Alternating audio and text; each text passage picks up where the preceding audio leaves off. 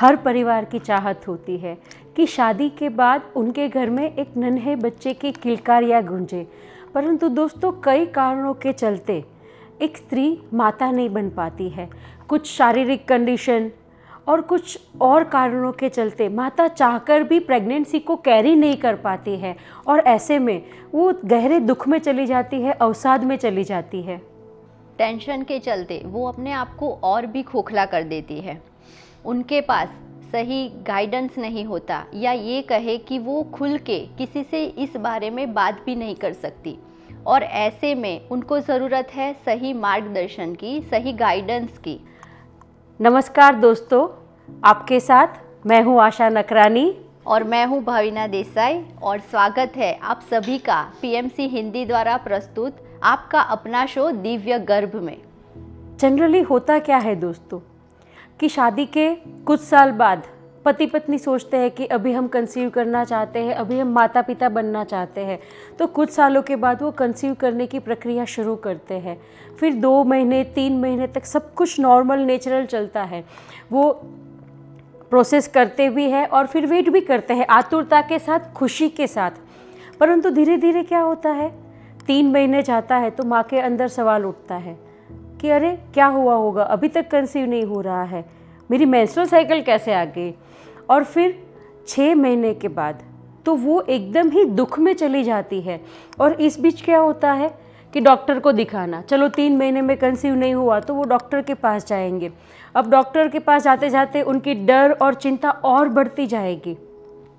फिर रिपोर्ट्स और ये सारी प्रक्रियाओं से जब एक स्त्री गुजरती है तो डर और चिंता के साथ से इतनी घिरी हुई होती है कि वो अपने आप के ऊपर से पूरा विश्वास गंवा देती है। और फिर क्या होता है भाविना कि जो आस पड़ोस के लोग, घर के परिवार के मेंबर्स, फ्रेंड्स, वो सब अगर पूछ ले कि अरे तुम तो प्लानिंग कर रहे थे, कंसीव हुआ कि नहीं, तो वो जो स्त्री है, वो जो महिला है, वो इतना दुख में आ जाती है। दुख, चिंता, डर, विषाद, और कंप्लीटली वो अपने ऊपर से विश्वास गंवा देती है।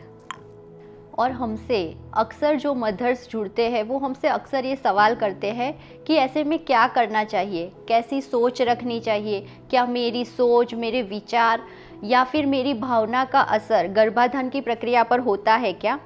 तो फ्रेंड्स, ये 100% होता है। आप जो भी सोच रहे हैं, आप जो भी भाव रख रहे हैं, आपके अंदर जो भी चिंता है, डर, इन सब का असर गर्भाधान की प्रक्रिया पर होता है। लेकिन जब एक माँ पूरे विश्वास के साथ किसी भी प्रोसेस से जुड़ती है तो अपने आप ही वो प्रोसेस अच्छे से होना शुरू हो जाती है। जैसे कि आप सभी ने सीक्रेट बुक पढ़ी है और सीक्रेट मूवी भी देखी है।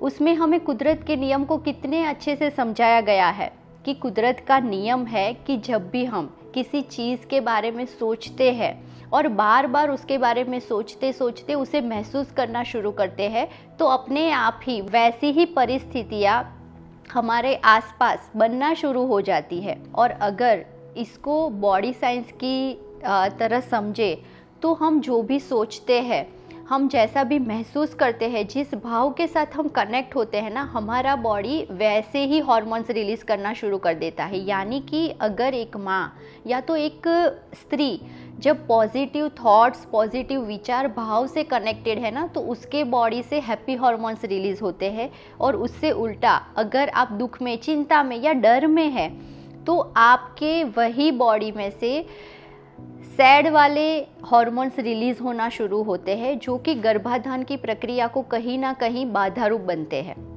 जैसे कि भाविना तुमने बताया कि जो हम सोचते हैं उसका असर हमारे बॉडी पर होता है, वैसे हार्मोन्स हमारा बॉडी और ब्रेन रिलीज़ करना शुरू करता है। दोस्तों, इसको अनुभव करके देखिए क्या। एक बार अपने हाथ को देखिए, कोई भी एक उंगली को देखिए। जैसे मैं अपनी ये उंगली को देख रही हूँ, लास्ट वन को, तो अभी मैं उसको देखूंगी और कहूँगी अरे ये कुछ अजीब सा क्या महसूस हो रहा है, इसमें तो कुछ भी नहीं था, अभी कुछ अजीब से सेंसेशन आ रहे हैं। हाँ, ये कुछ अलग ही लग रहा है। अब तो ऐसा लग रहा है कि ये कुछ भी दुख नहीं रहा था, अभी तो थोड़ा थोड़ा दुखने भी लगा है। हाँ, ये बिना चोट लगे कैसे दुखा है। अगर आप अपने उंगली को देख के ये कम से कम 10 से 15 बार बोलेंगे ना दोस्तों, तो बिना चोट के आपके वो बॉडी के पार्ट में ये उंगली में दर्द होना शुरू हो जाएगा। क्यों होता है ऐसा? हमारे ब्रेन और बॉडी इन दोनों के बीच में एक गहरा रिलेशन होता है।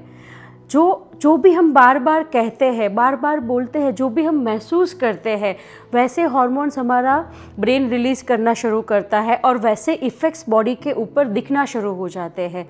इसीलिए दोस्तों, अगर एक माँ पूरे हृदय से, पूरे भाव से अपने 100% दे के अपने शरीर को, अपने मन को, अपने वूम्ब को अगर ये मैसेज दे कि यस, मेरा शरीर तैयार है एक दिव्य बालक को धारण करने के लिए, मेरा गर्भ तैयार है उस बालक को पोषण देने के लिए, मेरा हृदय तैयार है उस प्रेम का अनुभव करने के लिए, मेरे शरीर का रोम रोम, कण कण तैयार है माता बनने की दिव्य अनुभूति के लिए।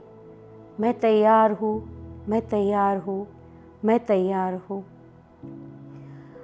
दोस्तों, एक बार सोचिए, अगर एक माँ पूरे हृदय से इस एफर्मेशंस को, या तो हम कहें संवाद को, अगर अपने साथ दोहराती है, इस पॉजिटिविटी में आ जाती है, जहाँ पे डर, चिंता, दुख था, उसकी जगह पे अगर ये सेंटेंसेस को बोलती है, तो सोचिए कि उसका बॉडी वैसे ही हार्मोन्स को रिलीज़ करना शुरू करेगा। और अगर ये हार्मोन्स रिलीज़ होते हैं तो अपने आप वॉर्म हील हो जाएगा, अपने आप बॉडी हील हो जाएगा, माता बनने के, कंसीव करने के चांसेस बढ़ जाएंगे। और अगर आप प्रेग्नेंट है तो आपकी प्रेगनेंसी भी बहुत ही स्वास्थ्य के साथ गुजरेगी दोस्तों। और इसके तो बहुत सारे एग्जाम्पल्स हमने हमारे मदर्स में देखे हैं। जब भी हमारे साथ नए मदर्स जुड़ते हैं, जब वो हमारे पास आते हैं, तो वो अपनी प्रेगनेंसी को लेकर बहुत ही डर में, डाउट में, चिंता में होते हैं। उनका खुद पर विश्वास नहीं होता, या ये कहे कि वो इतने चिंता में होते हैं कि वो अपने आप से विश्वास को खो देते हैं। लेकिन जब वो गर्भ संस्कार अपनाते हैं, खुद पे प्रोसेस करना शुरू करते हैं, और जैसे जैसे वो मेडिटेशन से जुड़ते हैं, आध्यात्म से जुड़ते हैं, आध्यात्म से जुड़ते हैं, और वो अपने आप पॉजिटिविटी में काम करना शुरू करते हैं, अपने वॉर्म पे काम करना शुरू करते हैं, वॉर्म मेडिटेशन करते हैं, बॉडी हीलिंग मेडिटेशन करते हैं।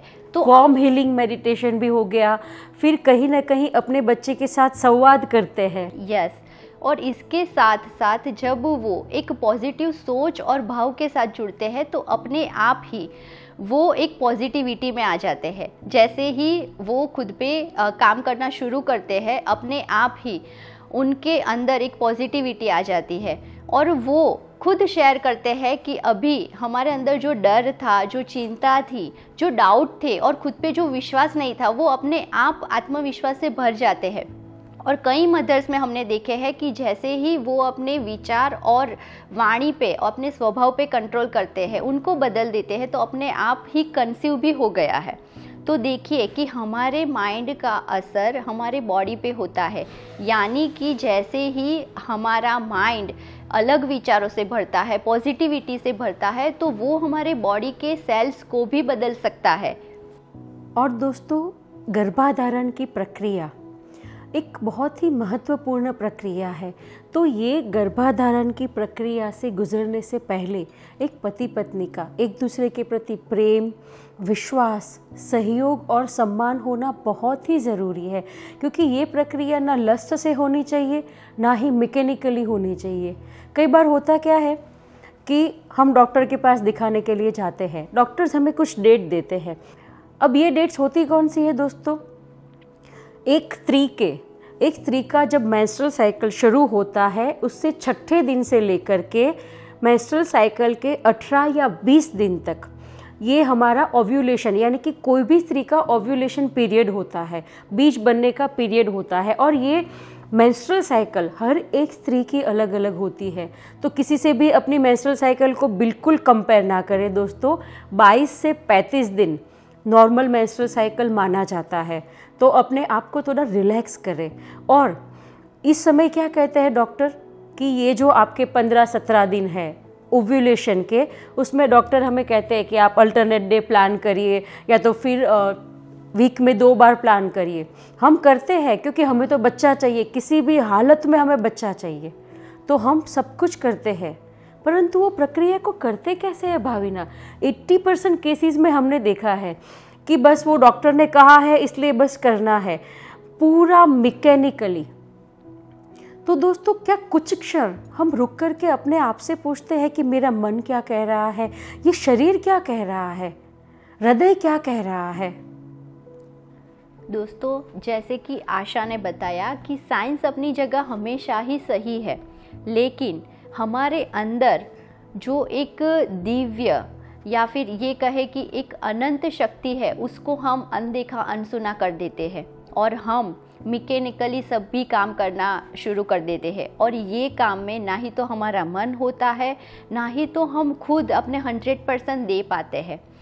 हम हमेशा यही डर में करते हैं कि ये सब अभी सब कुछ सही होगा, सही से प्रेगनेंसी कंसीव हो जाएगी क्या, और अगर हो गई तो कैसे होगी, वो हेल्दी रहेगी नहीं रहेगी। तो सोचिए कि जब हम इन्हीं सब डर और चिंता में कंसीव करने की प्रोसेस कर रहे हैं, तो क्या सही में अच्छे से कंसीव होगा क्या? नहीं। और फिर जाने अनजाने या फिर ये कहे कि जानबूझकर हम अपने आप पे कंट्रोल ना करके, अपने आप के विचारों और डर को ना छोड़कर हमें पेनफुल प्रोसेस जैसे कि IUI, IVF, उस सब प्रोसेस के ज़रिए प्रेगनेंसी को कंसीव करने की ट्राई करनी पड़ती है।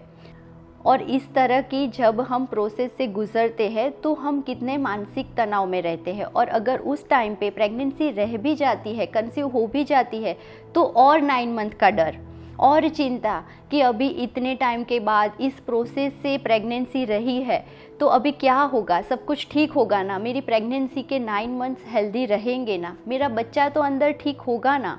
तो सोचिए कि कितने डर में ये 9 मंथ गुजरेंगे। तो दोस्तों, यहाँ पे ये समझना ज़रूरी है कि सही समझ और सही इमोशन के साथ हमें गर्भाधारण की प्रक्रिया करनी बहुत ही ज़रूरी है।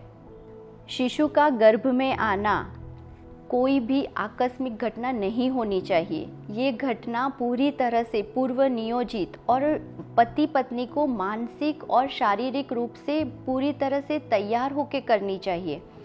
जैसे कि हमारा मन और शरीर ये दोनों ही इसके लिए पूरी तरह से तैयार होना चाहिए। और शारीरिक तैयारी के लिए हमें क्या करना है? तो शारीरिक तैयारी के लिए हमें एक तो अच्छा हेल्दी सात्विक खाना खाना है।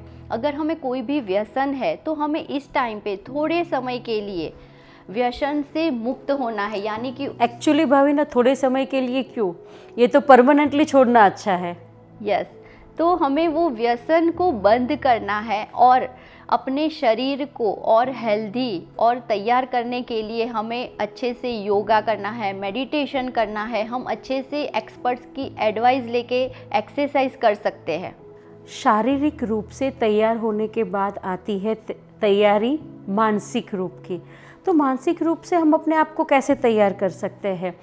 मानसिक रूप से हमें तैयार होने के लिए अध्यात्म से जुड़ना है, अच्छी बुक्स को पढ़ना है, अच्छे सेशंस को, अच्छे मास्टर्स को सुनना है, मेडिटेशन से जुड़ना है। जब ये सब प्रक्रिया हम करते हैं दोस्तों, तो धीरे धीरे अपने आप हमारे अंदर एक परिवर्तन, या तो कह ले कि एक सुंदर परिवर्तन आना शुरू हो जाता है। दोस्तों, गर्भाधारण की प्रक्रिया भी गर्भ संस्कार का ही एक हिस्सा है। इसको हमें बिल्कुल भी काम वासना से ना तो करना चाहिए, ना ही इसको देखना चाहिए, क्योंकि आपका जो शरीर है, पति और पत्नी का, दोनों का शरीर कुदरत के इस सुंदर कार्य के लिए, इस प्रकृति के सुंदर कार्य के लिए निमित्त बन रहा है। आपके द्वारा एक जीवात्मा इस पृथ्वी पर आ रही है, एक मनुष्य का अवतरण हो रहा है, और तो और भाविना एक नई पीढ़ी को भी एक माता अपने ज़रिए इस पृथ्वी पर ला रही है। तो सोचिए दोस्तों कि ये कार्य में, गर्भाधारण की प्रक्रिया में हमें कितना सजग रहना चाहिए। हमारी सजगता जितनी होगी उतनी ही हम वैसी सोल को इनवाइट कर पाएंगे। दोस्तों, हम किसी को भी अगर भाविना जैसे मैं आपको इनविटेशन देने आ रही हूँ, मेरे घर की हाउस वार्मिंग पार्टी है, तो मैं अगर भाविना के घर पे इनविटेशन देने जा रही हूँ तो मैं कितने प्यार से दूंगी कि भाविना आपको ज़रूर आना है, समय से आइएगा और प्लीज़ खाना तो खाकर ही जाना है। या तो फिर मैं कार्ड को फेंक के आ जाऊँगी। तो अगर मैं कार्ड को फेंक के आऊँगी तो तुम मेरे घर पे आओगे क्या भाविना? बिल्कुल नहीं। एग्जैक्टली और अगर उससे ठीक विपरीत भाविना मुझे अपनी हाउस वार्मिंग पार्टी के लिए इनवाइट कर रही है, मुझे फ़ोन तो कर दिया कि हाँ मेरी हाउस वार्मिंग पार्टी है, पर ना एड्रेस बताया, ना डेट्स बताई, ना समय बताया, तो मैं जाने के बारे में सोचूंगी भी नहीं, क्योंकि अच्छी तरीके से इनविटेशन ही नहीं मिला है। तो सोचिए दोस्तों, एक आप जीवात्मा को इस पृथ्वी पर ला रहे हैं तो उसे हमें आमंत्रण कैसे देना चाहिए? यस दोस्तों, जैसे कि आशा ने बताया कि हम एक दिव्य आत्मा को यहाँ पे ला रहे हैं, उसको हमें आमंत्रण देना है, तो इसके लिए हमें क्या करना चाहिए? इसके लिए पति और पत्नी को साथ मिलके उस दिव्य आत्मा को प्यार से आमंत्रण देना है। और इसके लिए क्या करना है? ये बहुत ही इजी है, बस एकदम दिल से करना है। हर रोज़ पति और पत्नी को अपने रूटीन टाइम में से थोड़ा सा समय निकालना है और साथ में बैठना है। भले ही वो कुछ मिनटों की प्रक्रिया है, लेकिन जब आप उसके लिए थोड़ा समय निकालेंगे तो वो बहुत ही अच्छे से कर पाएंगे। आपको साथ में बैठना है और ऐसी जगह बैठिए जहाँ पे आप कंफर्टेबल हो। वो आपका घर हो सकता है, आपका रूम हो सकता है, आपका मंदिर हो सकता है, या मेडिटेशन रूम हो सकता है, या यानी तो कि जहाँ पे हमें एक पवित्रता की भावना है, जहाँ पे हमें श्रद्धा की भावना है, जहाँ पे हमें विश्वास की भावना है। यस। और आप अगर आप चाहे तो आप नेचर के साथ भी बैठ सकते हैं, टेरेस पे, बालकनी में, कहीं पे भी, लेकिन ऐसी जगह बैठिए जहाँ पे आपको आप दोनों के सिवा कोई डिस्टर्ब ना करे। फिर एकदम प्यार से, एक विश्वास के साथ अपनी आंखें बंद करिए और पूरी श्रद्धा से, पूरी शिद्दत से अपने आप को एक दूसरे के साथ कनेक्ट कीजिए, अपनी सांसों के साथ कनेक्ट कीजिए और फिर आप खुद ही महसूस कीजिए कि जैसे आप दोनों उस दिव्य आत्मा को अपने घर बुलाने के लिए संपूर्ण रूप से तैयार है। और एक स्ट्रॉन्ग मैसेज दीजिए इस भाव के साथ कि हाँ, हम आपके लिए ईगरली राह देख रहे हैं, हम आपके लिए ईगरली वेट कर रहे हैं, अभी आपको इस पृथ्वी पे हमारे घर पे आना है। पर भाविना, कई बार हमें लगता है और कई सारी प्यारी प्यारी माताओं को भी, प्यारी प्यारी महिलाओं को भी एक क्वेश्चन आता होगा कि ऐसा करने से थोड़ी ना उस आत्मा से हम कनेक्ट करते हैं।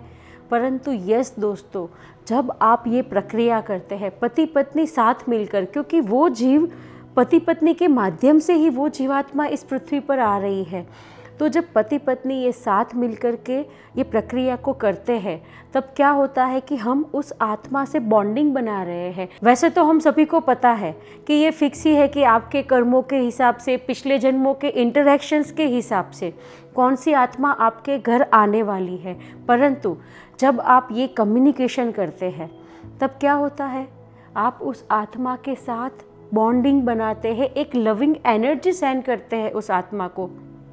और वैसे भी हमने समझा कि जब हम प्यार से किसी को इनविटेशन देते हैं तो हर किसी को हमारे वहाँ आने का मन होगा। तो दोस्तों, ये जब प्रक्रिया आप करते हैं तो इसको करनी कैसे चाहिए? क्योंकि भाविना, कई बार क्या होता है कि हम यहाँ पे कुछ बताते हैं और सभी उसको शुरू भी कर देते हैं, परंतु कैसे? मैकेनिकली। बिल्कुल नहीं दोस्तों, इसको पूरे प्रेम से, पूरी श्रद्धा से, पूरे विश्वास से करिए। ठीक वैसे कि जैसे आपका बच्चा इस पृथ्वी पर आ गया है और आप उसके साथ बात कर रहे हो। अब कैसे बात कर सकते हैं? हम सभी वो अनुभव को हमेशा लेना चाहते हैं कि बेटा, आपका यहाँ पे हम वेट कर रहे हैं, आपके लिए सब कुछ तैयार है, पूरा परिवार आपका इंतज़ार कर रहा है, आपका इस पृथ्वी पर आने का समय हो गया है, बस आप अब जल्दी से आ जाओ। हम बहुत ही आतुरता से राह देख रहे हैं। बस सिर्फ पूरी श्रद्धा और विश्वास और प्रेम से ये करने की ज़रूरत है। और जब हम ये प्रोसेस को बार बार करते हैं तो उस आत्मा के साथ हमारा एक बॉन्डिंग बन जाता है, हमारा एक कनेक्शन बन जाता है। जैसे कि आशा ने बताया कि जब भी हम बार बार किसी चीज़ को रिपीट करते हैं ना, तो अपने आप ही वो कनेक्ट हो जाता है। और जब आप उस दिव्य आत्मा को ये मैसेज बार बार देंगे कि हम कितनी आतुरता से आपका वेट कर रहे हैं, हम सब यहाँ पे आपके लिए तैयार बैठे हैं बहुत सारा प्यार लेके, तो जाने अनजाने ही वो आत्मा आपसे कनेक्ट होके आपके पास अट्रैक्ट होगी और आपकी कंसीविंग की प्रोसेस बहुत ही इजी हो जाएगी।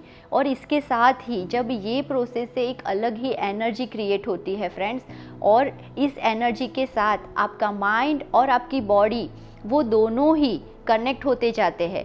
और जब माइंड और बॉडी एक साथ कोई काम करते हैं तो वो बहुत ही अच्छे से होता है। यानी कि इसी एनर्जी के साथ आपकी कंसीविंग की प्रोसेस बहुत ही सुंदर और इजी हो जाएगी और आप अपने आप ही कंसीव करने के लिए जो चिंता और डर में थे उनसे मुक्त हो जाएंगे।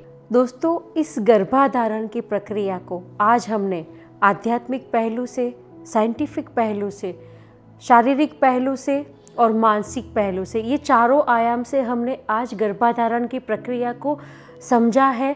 तो दोस्तों, जो भी माँ गर्भाधारण की प्रक्रिया से यानी कि कंसीविंग के लिए तैयार हो रही है, वो बिल्कुल भी ओवरडू ना करे, रिलैक्स हो जाए और इन प्रक्रियाओं को अपने आप के साथ, अपने हस्बैंड के साथ करें, ताकि एक अंदर से जो आपको शांति महसूस होगी वो आपकी गर्भाधारण की प्रक्रिया को और सरल बना देगी, सुखद बना देगी, स्वास्थ्यमय बना देगी।